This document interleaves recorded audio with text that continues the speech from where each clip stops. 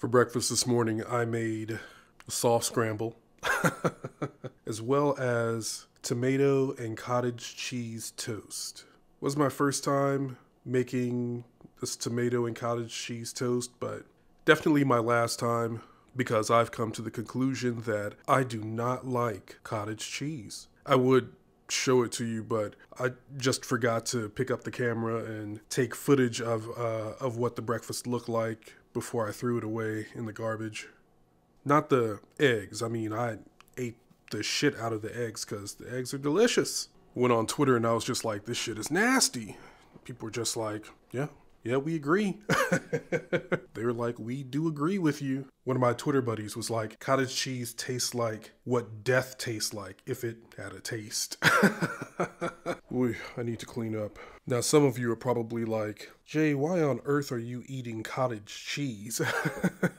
It's because, in doing research on what I can eat after getting my pre-diabetes diagnosis, cottage cheese is one of the things that, is listed as like, it's a great snack, it's healthy, and it can, help you like regulate your blood sugar. Growing up, I'd always seen like cottage cheese and everything. Didn't know anyone who ate it.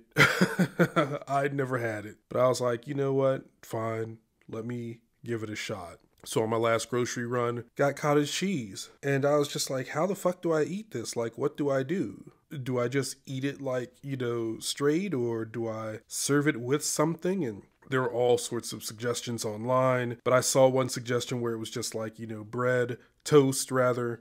Spread it on toast and, top it with tomatoes and maybe a little basil or chives. I was like, all right. So I tried that. I tried that for the first time a few days ago. And I was like, this is interesting, but I don't know whether I like it. And I tried it again this morning, and that's when I determined that no, I don't like cottage cheese. I don't.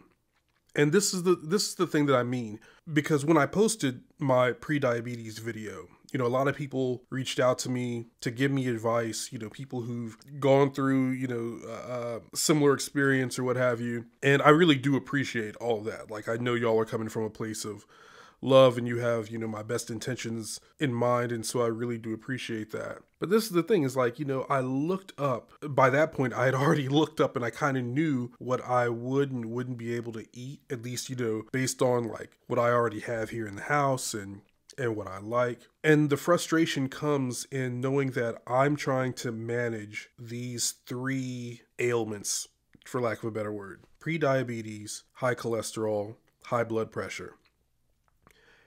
And so trying to create a menu that will keep all three in check, like that's a real delicate balance. And I'm old. I'm set in my ways. I know what I like to fucking eat. So even though I'm not a big fruit person, there are like different fruits that I like, but I have to eat more fruit. And yes, I know which fruits are like, low on the GI, on the glycemic index, done my research on that. So I know like, bananas are safe, apples are safe, berries are safe. And I can do that. But someone recommended, like someone was just like, you could eat beans and rice. Don't get it twisted. I love beans and rice. Beans and rice is a staple of my diet, but because of the starchiness of white rice, I can't have white rice. I could substitute brown rice, which isn't as bad, but I fucking hate brown rice.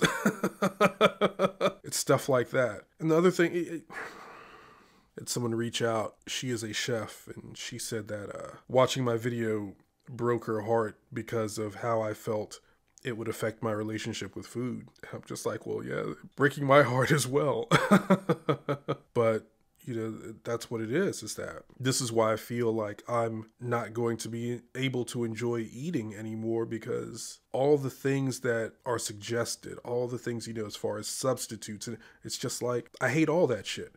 And although I had indulged in fast food or whatever, I feel like for the most part, my eating habits are healthy. I stopped frying everything. So if I were to have like, fried chicken or, fried fish or anything, it's because I went out to get it. But I baked everything: my chicken, my fish, my pork chops, like, whatever. I love vegetables. I eat the fuck out of vegetables, which includes, the starchy ones.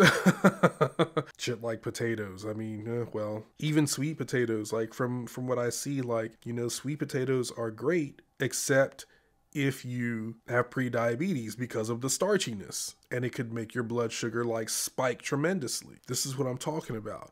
So it's like, I feel like I have tried to eat healthfully,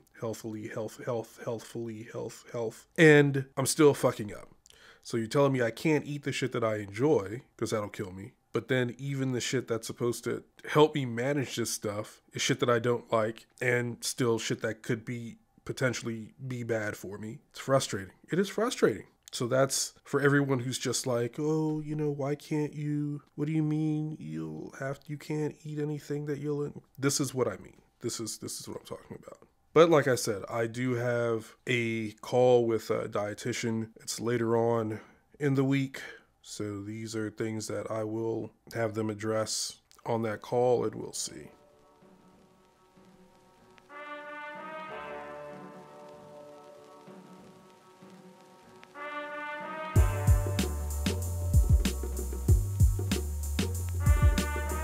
I really need to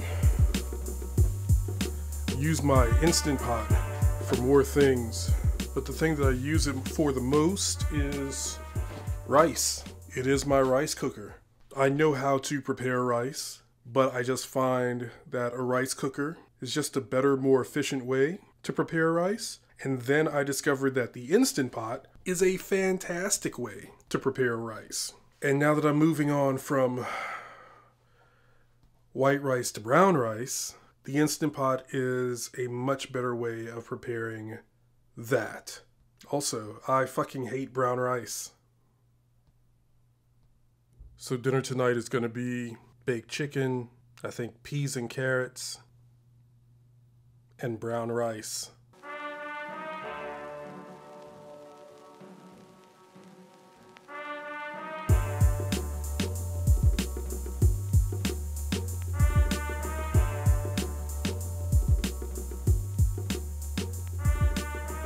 So this has been an interesting evening.